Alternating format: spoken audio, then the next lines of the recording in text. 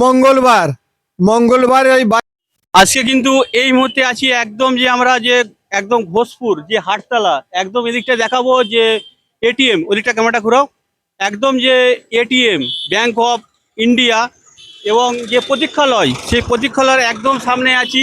একদম আমার বাঁ সাইডে কিন্তু যে ঘোষপুরের যে বাজার একদম ঐতিহাসিক যে ঘোষপুরের বাজার সেই বাজারে অলরেডি কিন্তু আমি আছি। এই বাজারটা কিন্তু কত সালে চালু হয়েছে এবং কী বারে চালু হয়েছে এটা কিন্তু অনেকেই আপনারা জানেন না, তাই আজকে আপনাদেরকে একদম বিস্তারিত জানাবো যে এই ঘোষপুরের বাজার প্রথম যে চালু হয়েছিল মঙ্গলবার, সেটা হচ্ছে বাংলার 1359 সাল মঙ্গলবারে এই প্রথম কিন্তু এই বাজার এখানে উদ্বোধন হয়েছিল। সেটা এখানকার স্থানীয় মানুষের কাছ থেকে জানতে পারলাম যে ঘোষপুরের বাজার যে ঐতিহাসিক বাজার, এই বাজার কত সালে উদ্বোধন হয়েছিল একদম বিস্তারিত আজকে শুনবো যে মঈনুদ্দিন চৌধুরী দাদার কাছ থেকে।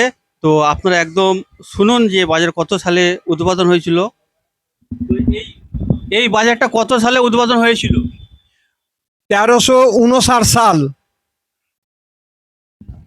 বাংলার 1359 সাল। হ্যাঁ, বাংলা 1359 সাল। কি বার মনে আছে? মঙ্গলবার মঙ্গলবার এই বাজার উদ্বোধন হয়েছিল